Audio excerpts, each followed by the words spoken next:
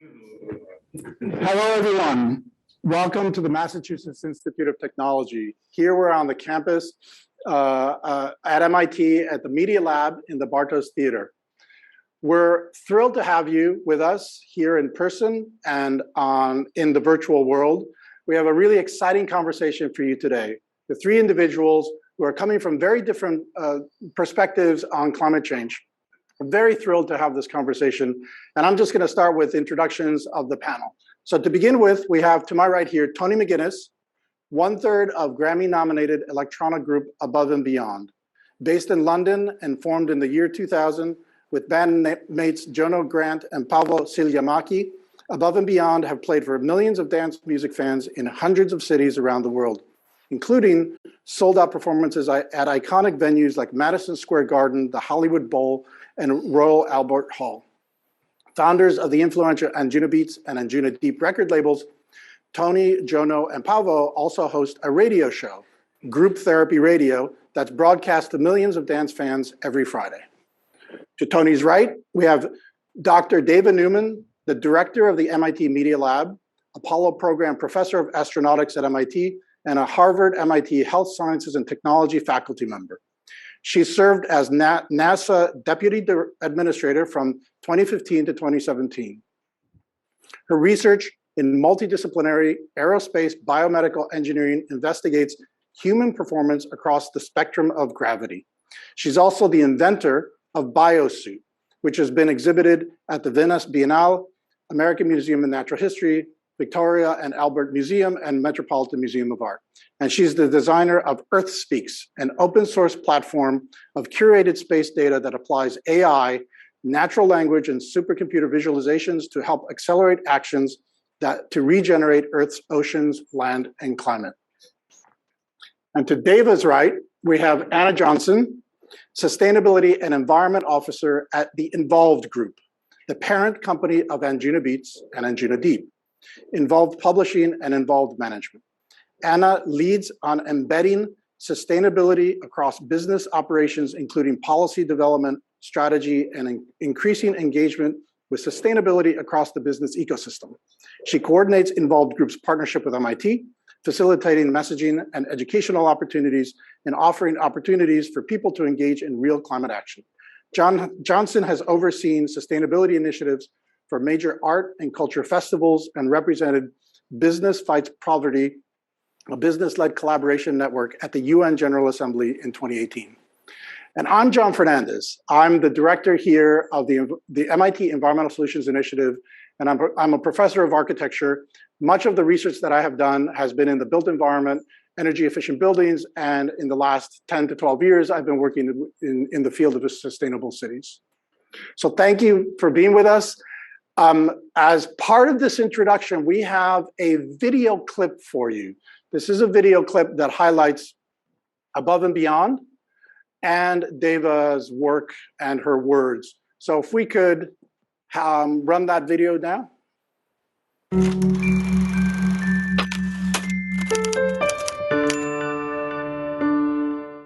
I'm an aerospace biomedical engineering professor at MIT. I teach and do research trying to keep astronauts alive. So I design spacesuits for future lunar Mars missions, which is really fantastic. I also look at astronaut performance in microgravity, looking at their muscles and bones. I get to study astronauts and fly cool experiments up into space, and that has applications here on Earth. How do people walk and run and perform? So enhancing locomotion and looking at Earth pathologies as well as space applications. 2, 1, 0. I was 5 years old when Apollo 11 landed on the moon, but it was really important to me.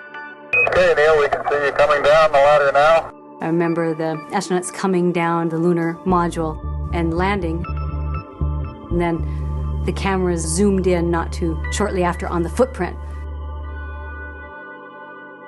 What an image to remember someone loping on the moon in those spacesuits and walking on another planet. Hippity-hoppity, hippity-hoppity, hippity-hopping over hill. So I think it really did plant the seeds of my career in aerospace engineering.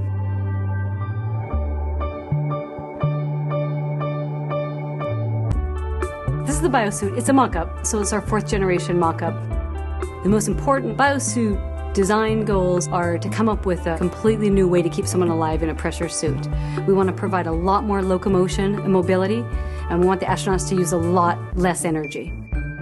I can move around for you. You can see I have a lot of flexibility. I can move my arms and legs. When we get to the moon and Mars, we're going to be on our knees. We're going to be digging, climbing. So I need it to be really mobile and flexible. And so that's the advantage of some of our designs. If you guys do it with me, we can do calisthenics. Yeah.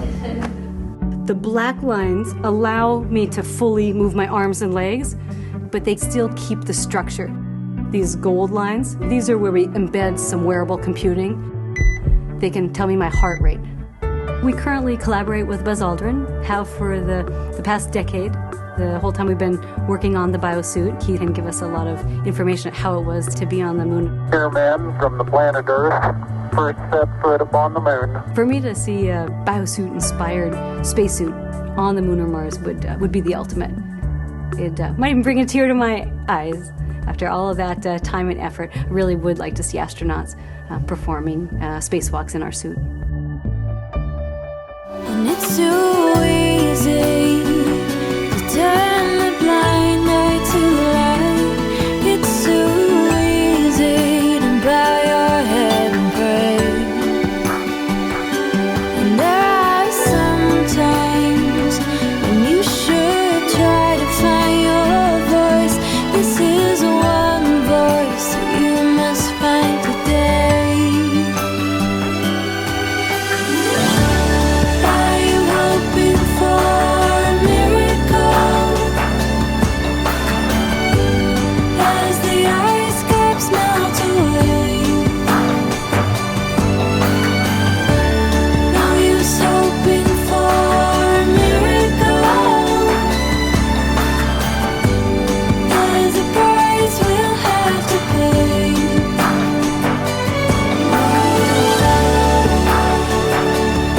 Great, wonderful. One of the things that really has motivated this discussion is forward-thinking, positive outlooks on facing the challenges that we face in climate change. So one of the things that we started thinking about at the Environmental Solutions Initiative, which is the organization that I run here at MIT several years ago, is working with scientists to understand the situation, to communicate that situation, to motivate actions.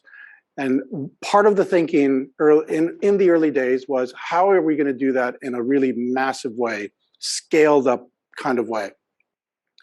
And we know very well that some of the ways in which people change their behaviors, think about a new world, is not necessarily just through one discipline or even a group of disciplines, but through the entire culture. So we started thinking about cultural influencers and artists, that's essentially artists. And we started thinking about how we might work with artists. And that's really the generator of this conversation, how to have scientists and engineers, inventors and designers working with artists on the challenges that we really need to face towards solutions. So one of the things that I love about both of those clips is they're extremely optimistic. They're all about, let's do something really exciting, something that's really, really cool, something that will give us more ability to do the things that we want to do. And in the process, solve the challenge, solve the problems of climate change. So this conversation is very much about, how do we work together? How do artists, together with scientists, think about how we might together move forward and prompt actions, effective actions in the real world. Just a reminder, sometimes I say it's a reality check, but just a reminder, this is not about 2050 or 2100. This is about 2030. This is about this decade. This is about the next 2 or 3 years, really shifting that curve, having it plateau, the greenhouse gas emissions curve, and having it begin to have a negative slope. It's really about the next few years.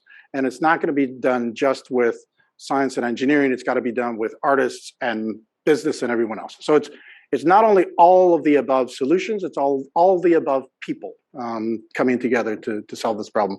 So we're going to prompt a conversation between Tony, Deva, Anna, between an artist, engineer, scientist, inventor, and a sustainability expert on these themes. So I'm going to turn it first to a question to Deva. And this is a question I'd like Tony to answer as well. And I think we've talked about this last night. We talked about this. So as an engineer, scientist, public servant, I would also add inventor, appreciator of design, and many other things. Can you tell us the ways in which you've witnessed changes to the planet? So thanks, John, Tony, Anna. Great to be here with you. I'm just thrilled to be in your company and to have this amazing discussion. So I do approach it usually from a technological perspective. I have petabytes of satellite data coming down Earth, eyes on Earth. I call it Earth's vital signs. And so, what do we do with all that data? The data is just the data, but that doesn't change the hearts and minds. So the differences that we're seeing, I can show you, 140 years of temperature data. I can show you ocean data, biodiversity data, but it's never going to be about the data. There's urgency, 8 years to 2030. And so collaborating, bringing everyone to the table, the changes that I can swim now in New England. That's a lot of temperature rise that we're looking at, the Arctic melting, and to Antarctica. So, on the bucket list, amazing. But I was there to do scientific studies of the glaciers melting because they're melting much, much more quickly than our models. So our models are actually too conservative when we look at the ice melting oceans. And I say, it's very complex. There's no silver bullet. We're seeing the sea level rise. We're seeing the temperatures. Everyone's witnessed either fires or drought or civil inconvenience. And what about migration? So in terms of what are we seeing? It's always about people. Again, so back to is the scientists studying it, having the data from our satellites looking down, but also flying airplanes into the atmosphere just to make sure we can get even more precise measurements of CO2 and methane on the ground. We have the sensors. And then what can we do with it all together? Because again, I'm so happy to be in the middle of both of you and say, how do we change human behavior? That's the part I don't know how to do. I can have the technology, I can give precision measurements, I can study it, but really at the end of the day, we have to change human behavior, and that's so hard. And I think the best way that I know how to do it is with artists and experiences. You can have one moving experience that, you wake up tomorrow and maybe you're going to do something a little different. And so bringing everyone together to really change again the hearts and the minds based on the scientific data, based on the technology and precision. But at the end of the day, how do we collectively make the world work for 100% of humanity? And I mean, all living things, humans and all living things. And so I turn to my colleagues on the left and right, and John, you as well, to say, okay, that's the big task we have ahead of us. We have the vital signs. How come we don't wake up every day? I wake, hey, Alexa, what's the temperature out, right? But I want to just wake up every day. Hey, Earth, how are you doing? She'd say, not too well, Dave. I'm running a fever. I don't get to go to work. I say, well, what can I do to help? A little thing, not overwhelming. Surely I can, take the share bike. Surely I can walk. Surely there's just something trivial almost that I can do to help. But I think that conversation, compassion, the empathy, that's where we turn to the storytellers, we turn to the visionaries of the future to collectively bring everyone together. That's great. I mean, it's so interesting to me. I daily count myself to be just so privileged to be able to talk to Tony and Deva and regularly meet with people like Anna on these questions. In fact, last night you were saying it's all about the data. You said that last night, actually. And so this is super interesting to me that, when I find myself in that space between scientists who are very well aware that the research paper may not convince people, or may not prompt people for action. Of course, the research paper and the research motivates everything, though. And we have to know what's going on. And we would not be talking about climate without the fundamental physics behind and the understanding of that. But again, on the artist side, well, there's so much interest and passion about a better world. But last night you said it's all about the data. Well, I mean, it is for me, but in some ways the opposite end of the spectrum from David's big data story. For me, this whole thing started with my own eyes and my love for scuba diving. I'm not sure if scuba divers are the canary in the gold mine for for climate change. But we have been experiencing in the last 20 years a degradation of our favorite hobby. Selfishly, I guess you could describe it in that way, which is really quite alarming. I started diving in the mid-90s and started going further and further away from the UK. And the ultimate destination was a place in Micronesia called Palau. The president of Palau recently spoke at the COP26 conference. And I went there in 96, I think was the first time I went there, and discovered probably one of the most dramatic and beautiful places on earth I've ever seen. It looks like, from the air, it looks like bits of broccoli in blue gravy. It is absolutely stunning. And below the surface of the water was the best diving I've experienced anywhere in the world. Big pelagic fish, a shark on every dive was what we glibly said when we got back in the boat. And what you would see in diving in 1996 in Palau is that the first 10 meters of coral was the most exciting, the most colorful, the most alive, the richest, closest to the surface, more oxygen, there's more sunlight. And then I went back to Palau many years later, 2001, after a big El Nino event, which I think happened in 1997. And from the aircraft, it still looks the same, these beautiful bits of broccoli and a blue gravy, and I'm really looking forward to my first dive. And immediately you put your face under the water and you're looking at the surface of the moon.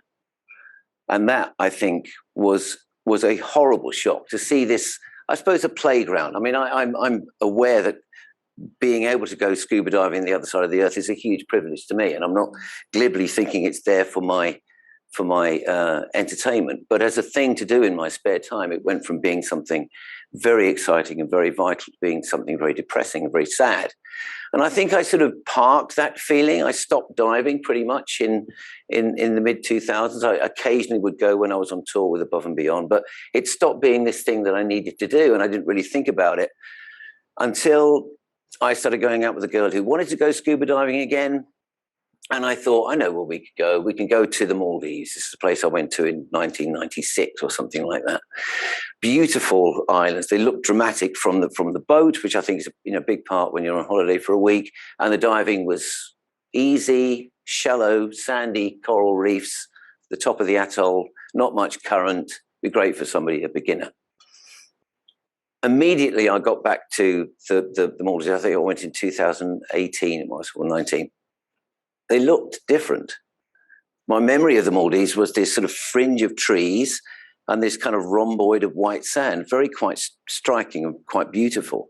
But it seemed to me like the sand had got smaller somehow. In my head, I didn't remember the islands looking like a fringe of trees and a kind of tiny line of sand. So that was the first thing. I was thinking, oh, it's not as nice looking as it used to be. And then I discovered that all the shallow diving that I'd done in 1995 was not diveable anymore. The rising temperatures had degraded the coral, too many humans, too many resorts, too much diving. We were now forced to dive on the edge of these big reefs, which is against the deep ocean, much faster current, much more dangerous. And the whole week ended up being a bit of a disaster for my girlfriend, who couldn't take part in half the dives because they were too dangerous. So these places I'm going are changing in my diving career lifetime. And then the big shock for me was when we went the last day. If you go diving, the last day you can't dive, you need to decompress for the aircraft. So we go to the main island, which is called Mali. And I've been there obviously once before, 20 years before, but now everywhere in doorways were sandbags. And that, to see a bank with some ugly sandbags in the doorway, a bank's kind of a would-be affluent business with a brand image to preserve, but the rising sea levels have meant that they need sandbags out there. So I think for me that I just came away shocked and stunned, thinking this is no longer something that glibly I can forecast is going to happen for my kids. This is happening to me right now. And the last part of the story, because I think you're right about the data, I read a book that basically explained what's going, it's called The Uninhabitable Earth. And I think that really sort of tipped me over the edge. I was like, this is probably the most important thing for living beings now. And that's sort of where I've remained ever since. And these thoughts I think, probably shared and maybe in a different way, but by your bandmates, Jono and Paavo, and that prompted a conversation with Above and Beyond. Actually, I really want to say that my PhD student Norhan Bayomi made the connection because she's an artist herself, and this connection between the academy and the music industry at first was super tenuous, just this personal connection. But we found that there is an enormous interest, an enormous appetite, and you can see in the music industry generally there is a move towards really coming to terms with the carbon emissions from the industry itself. But then the other side of this coin, again, which I really want to emphasize, is the potential for the music industry to serve as a catalyst for actions and awareness and everything else. And so, that's a lot of high-minded talk. How do you make it work, Anna? I mean, what do you do? Because you're the person, literally, in Anjunabeats and Anjunadeep, who will take in the involved group generally, who will take these thoughts and begin to develop action plans on what are the next steps. And so what are you thinking? How do we tackle this? And especially, how do we really leverage the academic industry, the research university, especially the technical research university capacity and interest linked to the music industry? Well, I'm really glad you asked. Yeah, it's quite an undertaking, but also feels like the biggest opportunity ever, really, to bring the MIT institution into collaboration with the involved group is something that I think we can all get super excited about, because it's these kind of novel partnerships that have so much potential to catalyze the change that we need to see at an incredible pace, I believe.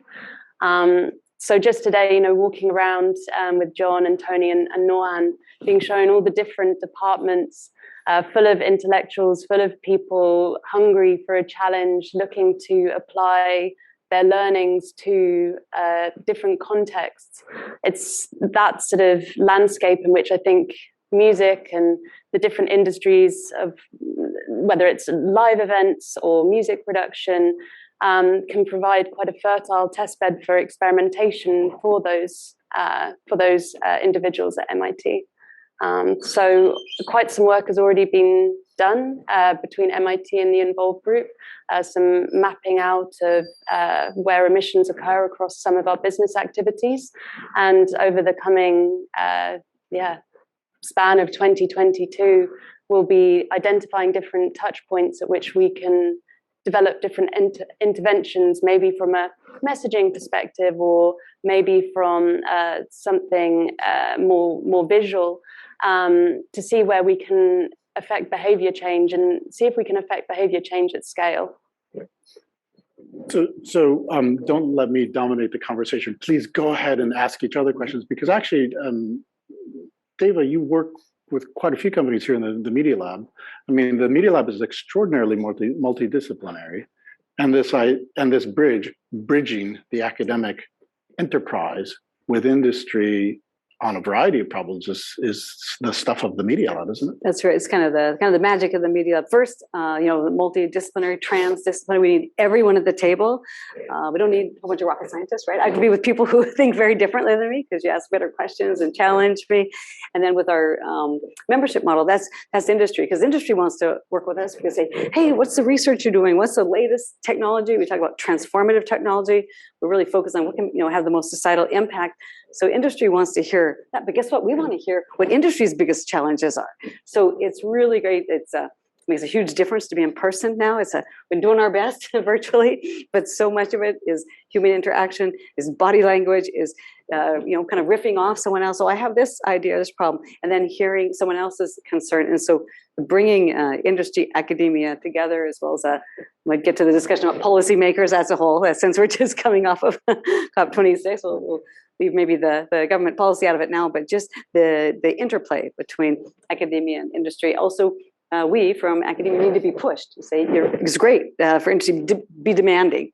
We want to try, maybe it doesn't have to be perfect, just try some prototypes. Let's just get something out there in the field. Let's just see if this works. So it's really, I think we'll need everyone, that's for sure. Tony, I mean, so some industries are also facing a kind of paradigm shift in their business model. I mean, we were talking last night, and I imagine the Media Lab, from time to time, there are suggestions about the industry that are, question the core activities of an industry. I'm wondering, this idea of, and Anna, you were talking about this last night as well, flying in a ton of people to one place for 3 days for a music festival, that's gotta be a concern for you. Well, I mean, I think it's interesting talking now in 2021, because we've sort of had an experiment of what we could do in a kind of knee-jerk way, which is that we don't fly, and that I do all my gigs from my kitchen table instead of flying to Vancouver or anywhere. And actually, for me, I'm at the stage in my life where it was actually very sustainable. I could have continued to do that for the rest of my career. But as I discovered, for our friends who are promoters and venue owners, and even my friend who flies for British Airways, it's not sustainable for everybody. So it's not like, I don't think it's not viable for us to just stop pedaling. I think the reason why we've got Anna involved is we need to actively change direction and work with all of our suppliers in a constructive way towards less emissions. And that's not stopping. I don't think that really works for everybody. That's quite a naive approach, as I now realize, although it did feel good. Yeah. And Anna, that must also be something that you're thinking about. Do you threaten the existing business model to reduce carbon emissions? I think that's a question for any industry, but music industry, I think this is part of the discussion, right? Yes and no. I mean, I think there's scope to reimagine how we do things better, but in order to perhaps get there, how do we envisage what that future could look like? And once you have that picture in mind, then you sort of track your way up towards how you get there. But in my position, I'm determined that we take as many people on that journey with us as possible, because finding balance means that, the world is a equitable and just and healthy place for all in the end. And everybody who's involved in our industry deserves to enjoy that too. I mean, ultimately, what we're trying to do is preserve life on Earth, and I kind of feel like entertainment and music and culture is that thing that we want to preserve. So we can't just stop. Yeah. I'd like to shift the conversation a little bit towards it's the question the point we alluded to earlier, and that is an artist that performs in real time in front of large groups of people has an extraordinary power, extraordinary presence. Do you think there's some opportunity in that in individual gigs aren't as big as the overall reach that we have, but I think for us as a band, it's interesting because you played Miracle in the clip. That's a song that we wrote 10 years ago, I think, with Justine the singer. I mean, I think that's probably the only time we've directly addressed climate change, and I don't really know whether it's going to be a good idea for us to start doing that more. That doesn't feel like our role here. So yes, we are artists and songwriters, and we're performing in that way. But I think the relationship that we have, and the selection of people here who call themselves the Boston, Anjuna family, our audience, the reach that we have, the community that we've built, I think we talk to them about lots of different things. And I think whether or not we talk about this, my feeling is the leadership we want to show is by example, not by doing that, really. I'm not sure that really works directly. I think the communication that we have in our music with our fans is maybe slightly different. I think, that song was said the right kind of thing, but it's not something that we've done a lot of. So, and in a similar way, Dave, I think in the last few years, certainly in the last 4 years, there has been really a flowering of the idea that scientists communicating, there's nothing to be ashamed of. And in fact, maybe it should be part of the scientist's role, some scientists at least. And there have been a number of articles, editorials in Science and Nature both about how, especially young scientists, learning to communicate effectively and for a purpose, their own research, but science in general, the value of science and making sure that we protect science. That's something that's relatively new. I mean, that's not something that has been there for a very long time. What do you think about that? It's so important. It's so important, and I think anyone's career, but our work. I mean, you have to be able to explain it, and not again stay in whatever echo chamber you're in. So to try to make sure can you talk about your work, about your science work, and share that with people, and take the questions. And right now, that science is definitely under attack in the world. To say, wait a minute, there's it is the academy. We publish papers. That's our scientific data. Someone has to be able to replicate my results. Absolutely. That's the only way you get it published. You can't make up things. That's the quickest way to get kicked out of the academy.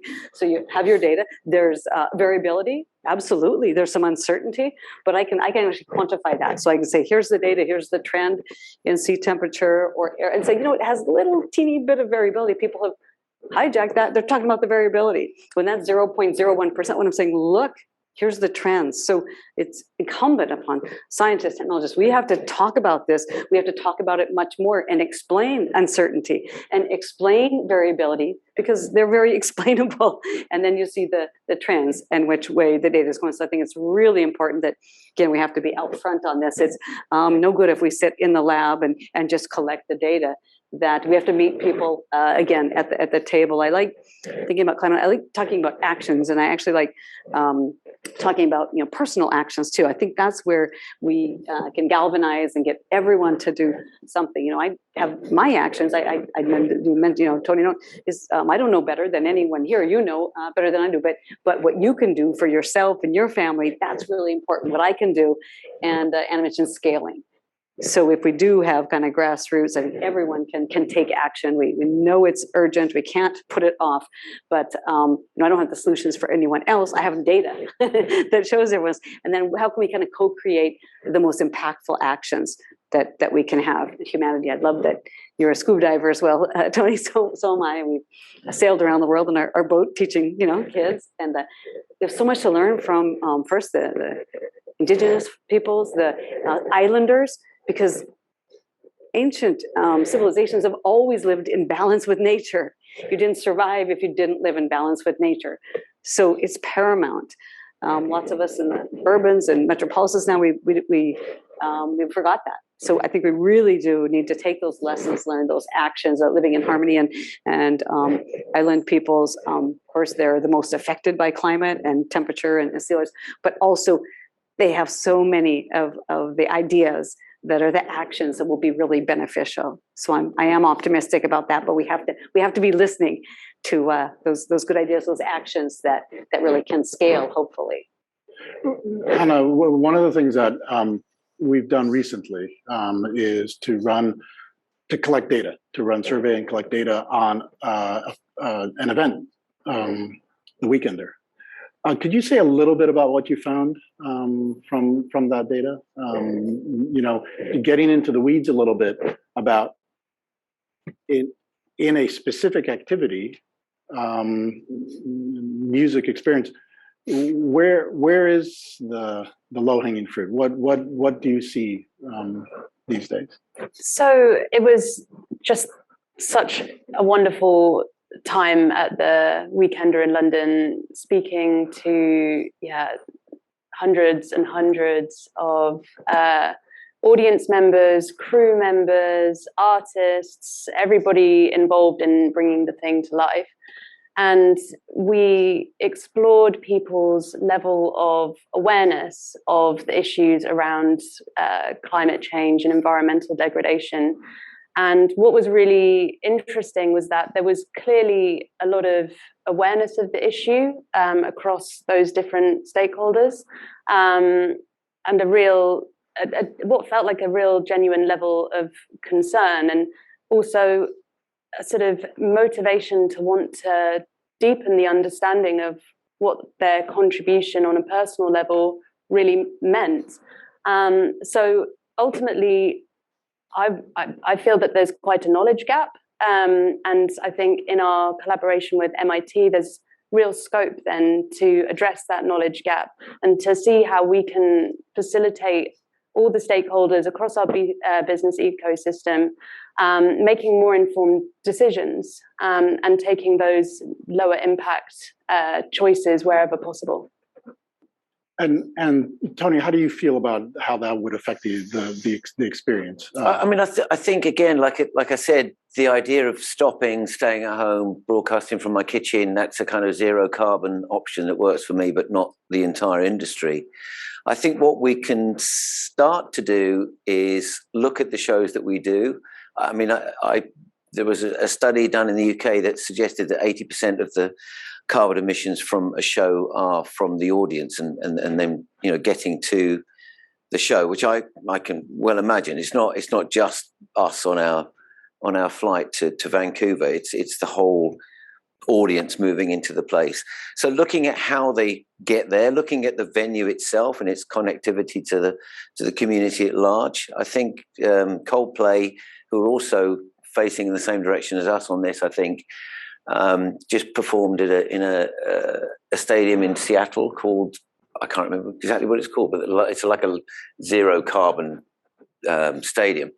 And he made a pronouncement during the gig, in fact, which it was videoed and shown on Amazon. And I was hoping to get more explanation from him as to what that meant. But I think if we can start to make choices about where we play, which will limit our carbon emissions, I think everybody, and again, do it in a gradual way so that people can start to make changes to their business. I think that's how I envisage it going. I don't think we're going to go to the end game. We need to get to a point in 2050 where we don't emit any carbon.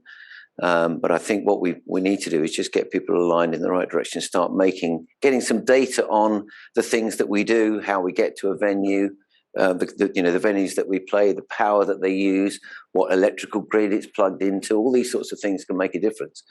But just I think the more information that we've got about the places that we're playing and the kind of activities that we do, it's going to help us make better choices. I'm curious about your early days as an artist. If you could tell us a little bit about how that came about, but with a twist. If you were doing it again, if you were starting again, how would all of this change your thoughts about how to be an artist, or would it? In other words, all of this discussion about, I mean, there are a number of young people in the audience, and so what would this mean to you as a young artist starting off? Are you, would it change anything, or? I'm not. I mean, I think we were talking about this at lunch. DJs are uniquely small in terms of their touring party. If you're, when we do acoustic, acoustic was the live gig that you maybe saw in the video. There's 30 people on the road. There's 4 trucks. There's, a huge amount of stuff moving about. When you start out as a DJ, you're just one person with an air ticket, and you can be in Kuala Lumpur on Friday night and Seoul on Saturday night, as I discovered to my horror when I realised that they're far apart as London and Chicago, but there are agents sitting in an office in London. It's Asia, Yeah.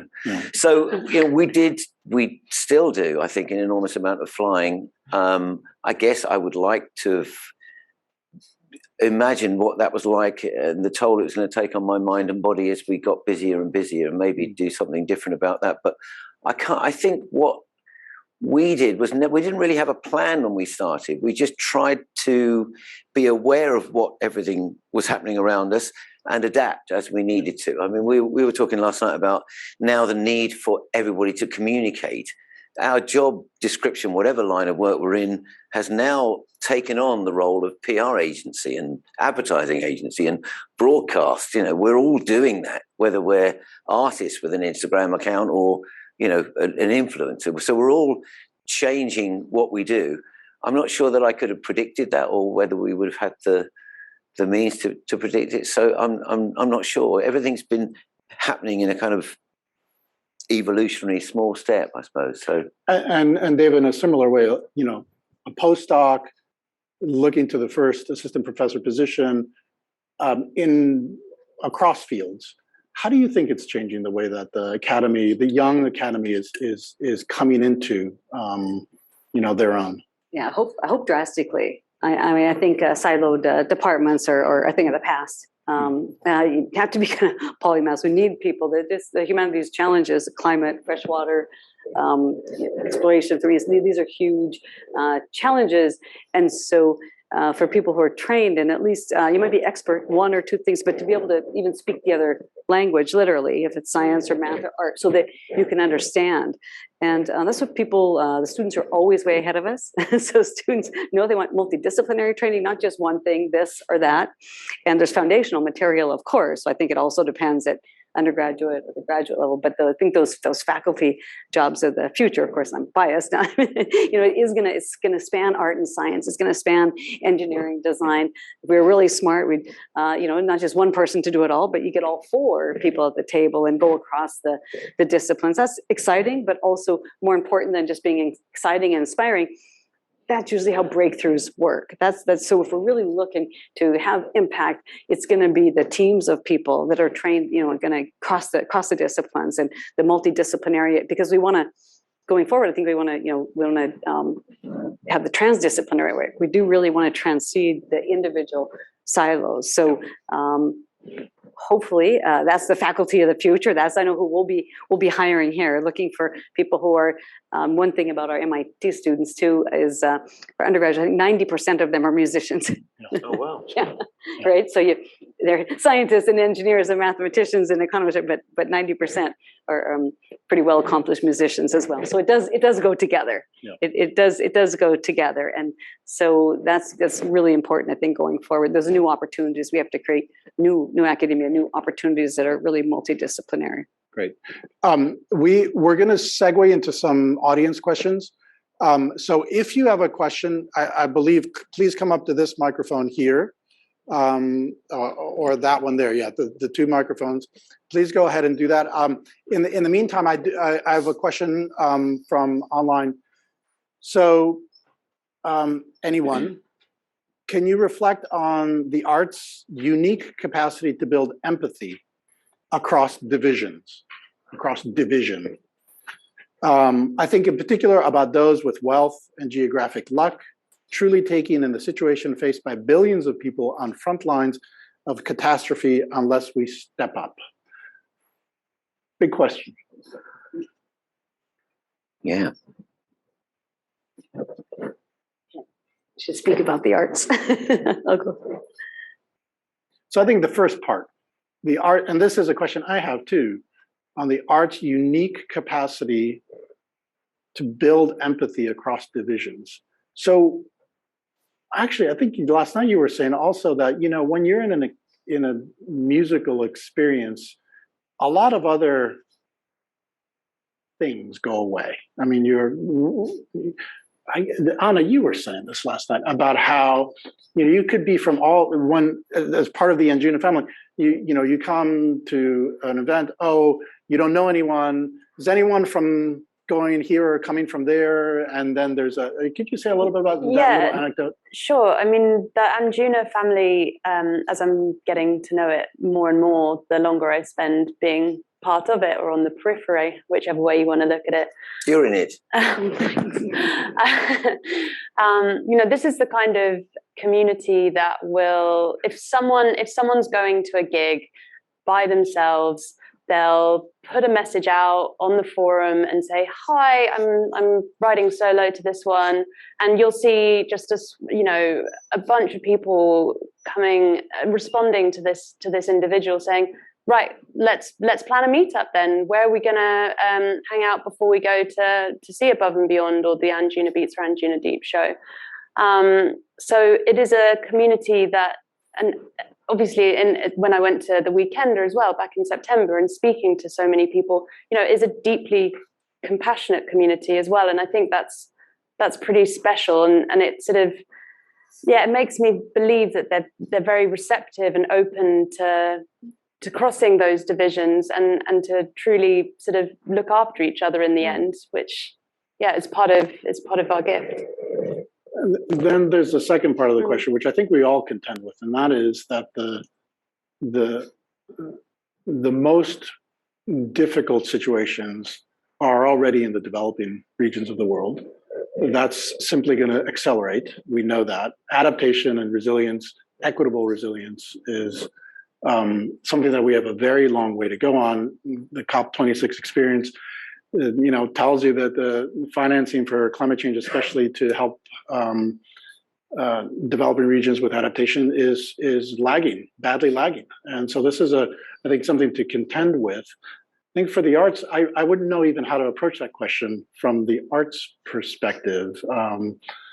And of course, looking at you, Tony, but it is a big question, and it makes me feel like maybe there's something there to think more about. Yeah, I'm not quite sure I've got a quick answer for you. I think there's definitely something transformative that happens in a musical experience. It's difficult to be prescriptive about exactly what's happening with everybody in it.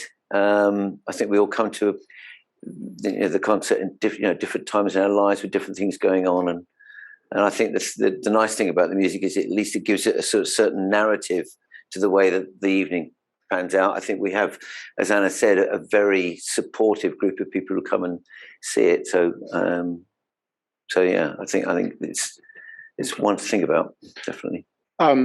Let's go to this microphone first, and then this one, please, and give your name and ask your question. Sure. My name is Evan. I'm actually from New York, but I came up for the seminar. And as a fan, I do want to say, first off, and as someone who has sustainability very much woven into their professional job, I applaud you guys. This is awesome, and it's very exciting to see you take such a strong stance on climate solution, on climate change.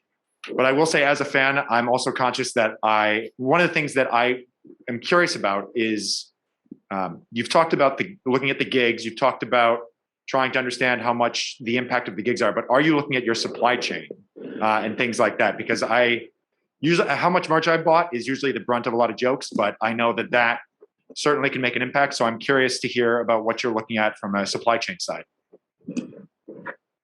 I'm happy to speak to that. Thanks so much for the question, Evan.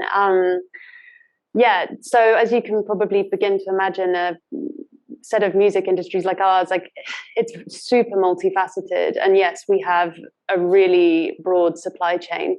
I'm in contact with quite a lot of key suppliers, including our merch partners as well. And sort of the process I'm going through at the moment is to map out our emissions as a set of businesses. So we're using the greenhouse gas protocol and looking at our scopes 1, 2, and 3 emissions. Scopes 1 and 2 are concentrated, they're kind of within our direct control, right? They're the emissions that occur in the from the production of the energy that we use in our head office, for example. But scope 3, that comprises the emissions created by suppliers, stakeholders across the supply chain. And what I'm finding is that many are at very different stages of their journey towards becoming more sustainable businesses. And so in my role, it's like, what can I do to help facilitate their transition depending on where they are in that journey? So it's something that we're exploring at the moment, and with the help of our collaborators at MIT, looking forward to really taking that part of our work forwards very quickly in the coming year. And I'll add something to I'll answer part of the question for the first time. That is very much the aspiration and part of the work we've already done. Some of the work that we've already done is to draw system boundaries, meaningful system boundaries around the problem.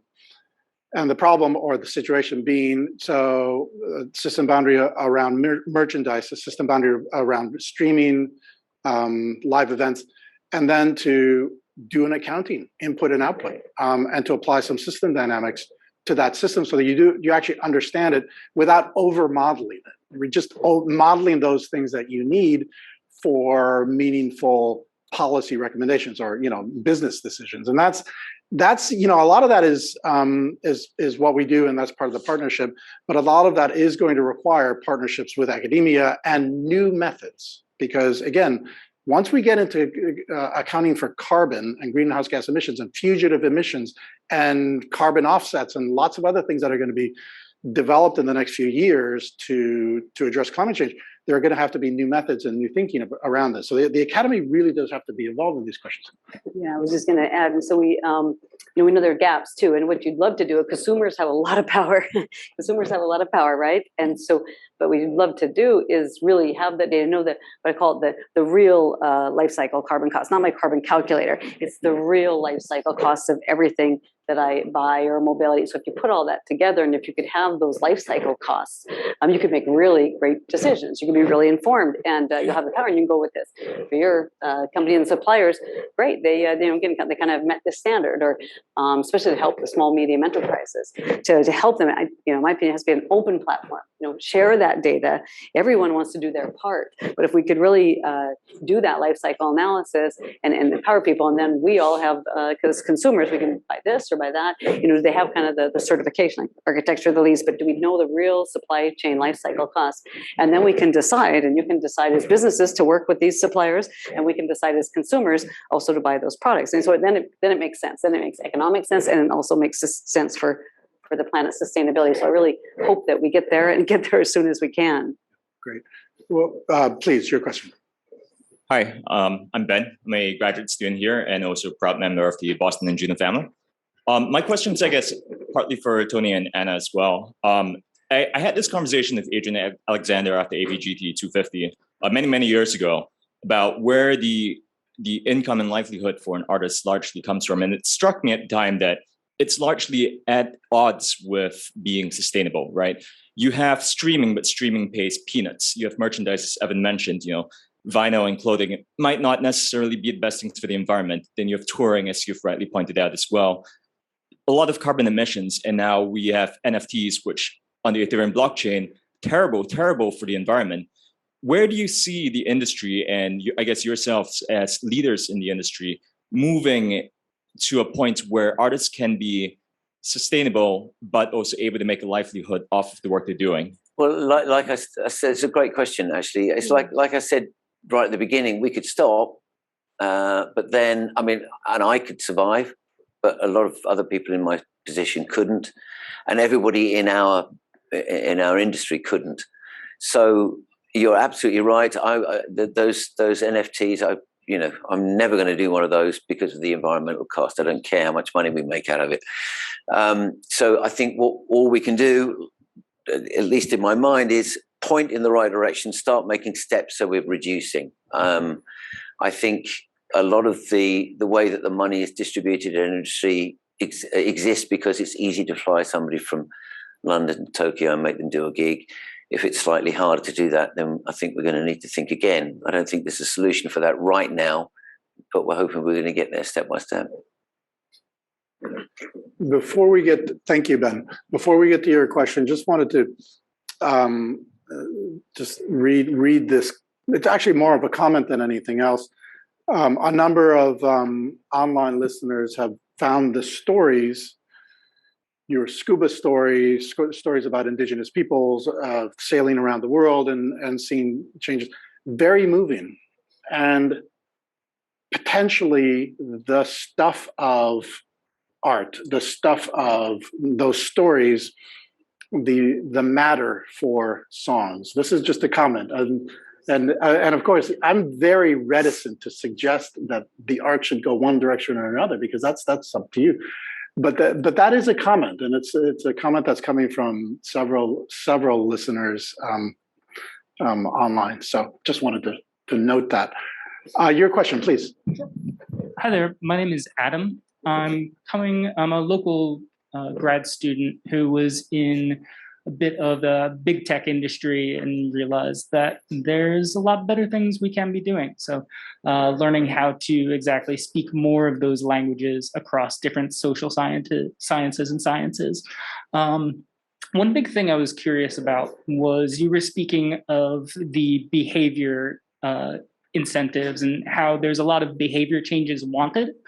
And you were saying through your surveys, you found that there is enthusiasm for making climate action, but it seems like there's a gap between business and institutions with what individuals are wanting to do and what they can do to make larger impacts.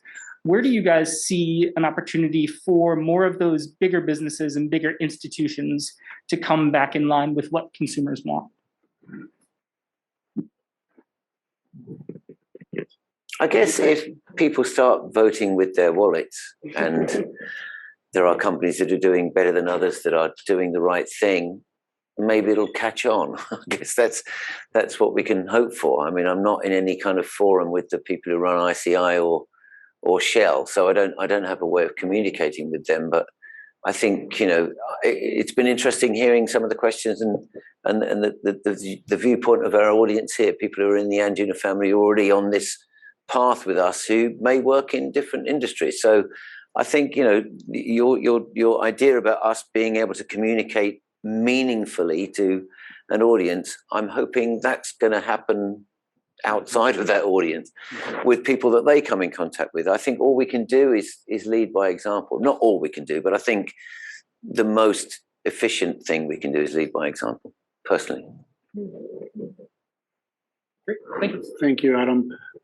A question that's right at the nexus of art and science is, considering the prevalent or the emerging and growing distrust in science, to what extent do you think the music industry can close the gap between academic research and the general audience?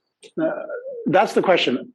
I actually don't think that there's the question was a prevalent distrust in science. I don't think there's a prevalent distrust. Sorry to the question asker, whoever you are, but there is a very concerning, significant minority, but loud minority, that is advancing the thought that you can't trust science. It's just another belief system. And this nexus between science and art and the kind of trust that one has in artists, is there something there? Is there something for artists to do on this question? And is there something for scientists to be aware of? It's kind of a big question, a general question. I can't think of anything off the top of my head. The question was to close the gap. So, like, literally, do you close the gap, the trust gap? I'm not. I think maybe there's something in the way that we go about gaining that trust that we can help scientists learn. I do feel like we've become, like I said before, you know, musicians have. Well, it used to be you'd be in a band and you go into a recording studio and this person would record you, and then that person would mix your record, and then somebody else would master it. Now we have to do all of that and be our own PR agents and sell our brands. I think, you know, maybe there's some not education sounds so pompous, but some examples we can give of how we've had to become multidisciplinary, not just making music, but running a record label and, you know, doing TV shows and whatever else it might be. I'm not sure. Maybe that's one way we can help. I'm not sure that trust in musicians and music is transferable. Yeah. Scientists are about data and. The communications is important, and calling it what it is. You don't get to be apathetic. You know what it is to me as a scientist, and you don't get to be apathetic about this. You do have to be then out front communicating.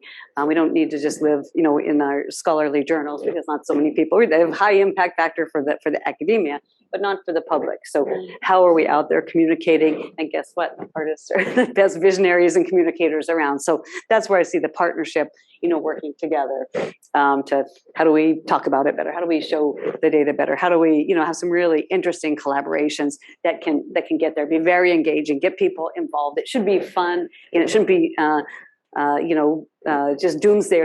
People are overwhelmed. So I know some of the things we've been thinking about in Earth Speaks, give Earth a voice, a compassionate empathy, make it a character and make it fun, animated.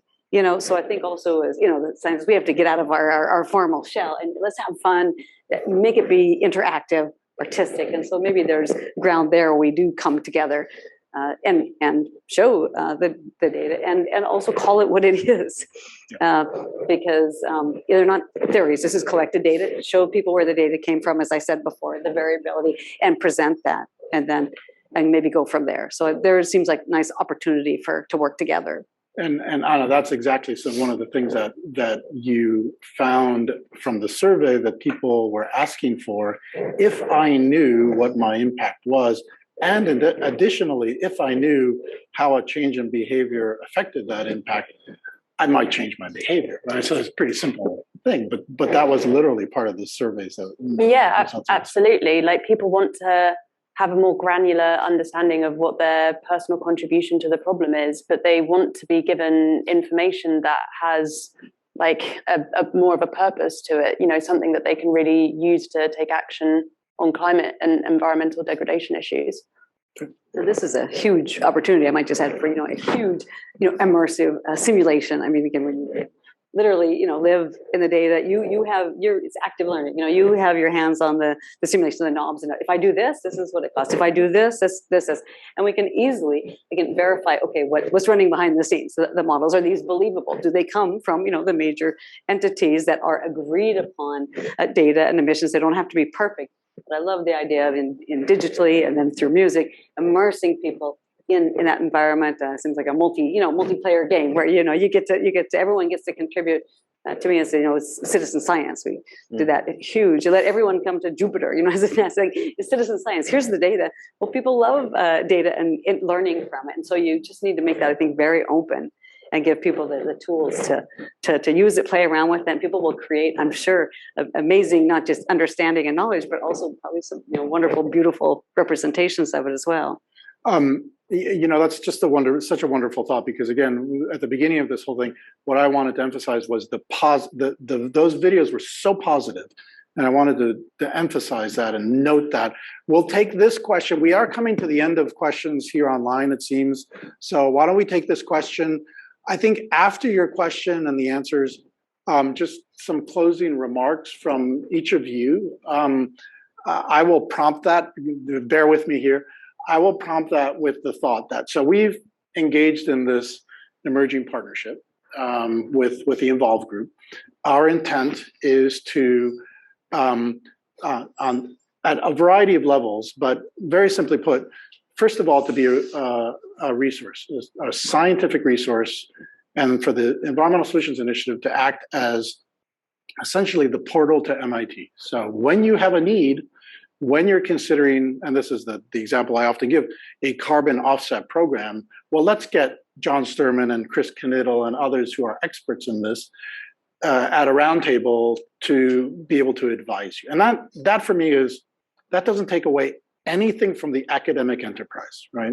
But what it does is it lends a real-time, just-in-time need for information to make the right decision. So that's at one level. But at the other level, what we really would like to know from you as we get to know each other better, there will have to be some technology breakthroughs. So, and there may be some technology breakthroughs that are advantageous. So when you run a festival in a place that's remote from everywhere, from anywhere, people fly in, can we do that better? So is there, zero carbon aviation? Is there a way in which that festival, the energy consumption, production consumption on site gets to be a net positive for the environment? I think these are also technology questions. So as we get to know better the way you do things and maybe how you shift doing things, working with you on novel technology solutions is also part of this. And again, we will act as a guide to MIT, people at the Media Lab, and everywhere else for you in that regard. So that's just to prompt closing remarks. After we get this question and then the answers, please. Thank you all for coming today. My name is John, and I'm a graduate student in the IDM program here. And Tony, I actually attended a concert by Above and Beyond in 2010 and did not realize that you were coming in today. I think I saw the title of this talk and I was like, oh, that looks great. I want to check it out. So that was way long ago before I thought I would even end up here at MIT. My question is around how to foster the right environment for these breakthrough ideas to emerge. So, Anna, you were talking earlier about how, attending a music event is not exactly sustainable if you have people flying in from all over the world. And David, the Media Lab is there to come up with these radical new ways of experiencing life, through technologies and by bringing together different disciplines. So it seems to me that right now, just getting the forward view on a panel has already been a big step in the right direction. But how do you let that kernel of an idea or this possibility of kind of reimagining what music experiences could be for a more sustainable world? How do you allow that to accelerate faster? How do you create the environment for more of us students to be involved, or not even students, but people outside of MIT, those who are in places that people have great ideas everywhere, right? So just curious what all your thoughts are on that. These are really good questions that are almost impossible to answer off the bat. I hope that what we've done today is fired a starting pistol to a more public form of the debate that we've been having internally. I think it's fair to say for the last couple of years. And I think now it's out in the open. I think things will happen. I think people are clearly very engaged. I've heard some very encouraging things from people who I consider hardcore fans of our music. Like I said, I don't feel like we're going to become people who do this necessarily, but I would like a conversation to start. I'd like to hear more from people who are working in areas of associated business from us that have ideas about how we can do things better. But I don't have a prescriptive way of answering it right now. I'd actually like to just say a few words, which I said again last night at dinner. MIT's been very, very effective at targeting certain industries for advancing carbon reduction strategies, in particular the fossil fuel industry, working with large fossil fuel companies, oil companies and all that, having our students be placed, employed by, sometimes for more efficient oil recovery and other things, but often as the seed or as part of an emerging renewable energy division within that much larger company. And that's a really, really important thing. One of the conversations I had that has really stuck with me about 3 years ago with the head of innovation from Shell was that one of the obstacles that they see for them to go to carbon neutral is that they just lack the workforce, the trained, the expert workforce, and they are looking to technically trained students to come in and help them. But I want to add that, it just can't be, and we know it's not just the fossil energy company. Of course, they're the vast bulk of carbon emissions annually, but to be able to create opportunities and pathways where students, MIT students and others, can engage in the music industry and consumer apparels and all sorts of industries across the spectrum, I think is really, really important, because it's not just the energy companies that need this kind of trend. When we talk about circular economy and we talk about the closing material loops, you have consumer apparels, which is enormous in its material consumption. That needs some really, really targeted technical expertise. And so that's part of this conversation at the beginning of it is, let's make the connection to the music industry. Let's form a relationship, then provide pathways for students to engage and do the work that Anna will be doing with Above and Beyond, but then other players in the music industry. So. Well, that's great. I can just add on to, so I can offer to be the convening place. We get together because we bring industry in, we get our students in and kind of do the design charrettes and say, what's out there, what are the other possible futures? What are the futures that we want to create? So thinking about those futures and literally, brainstorming, and if you get if you get academia and the artists, and we bring industry in, like to, open minds. We need a very, very open conversations, no judgment, just open, and then we can. I think mostly people are after the same thing. So if we can convene and bring people together and then really think about, okay, what could we come up with? What's that future that we want to live in? And how would we get there? And I agree with Tony, and one step at a time. But I think the big picture is that future, that far future, that's the world we want to live in.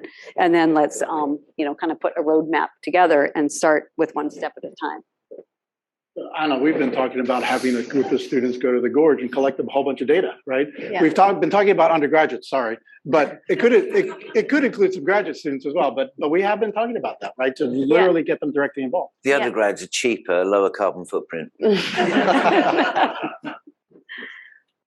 Sorry. Would you like to add anything, Anna, or not? Yeah, I mean, I just, there's so many challenges, there's so many complex problems out there. There's loads of brilliant minds in this room at MIT and beyond. And, we want to keep an open dialogue and see where there's the opportunity to work closely together and to bring more people into the room who have different ideas or are coming at the challenges from different perspectives than what we have internally within music. So yeah, certainly open to keeping that conversation flowing. Great. So closing remarks from anyone? I mean, I will say, first of all, thank you so much for showing up in person. It's so nice to have people in a room at an event. It's really, really nice. It's really nice to see you all. So thank you so much for making the effort to come out here.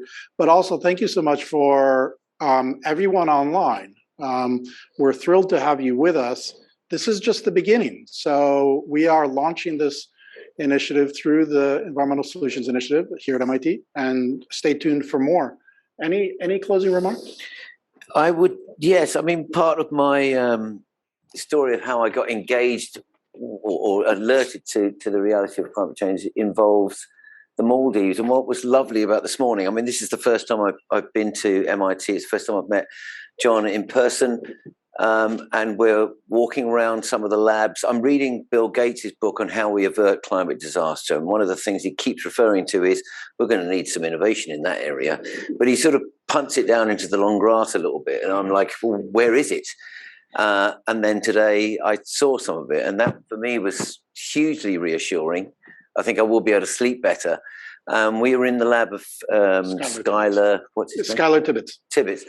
And weirdly, he's just come back from the Maldives, where they're testing technology, where they're kind of doing judo on the ocean water to rebuild the islands by using the ocean currents, putting shapes in the water to kind of put them back to their original majesty. So for me, it was quite moving actually to hear that story and to see such an incredibly innovative way of doing it with no energy.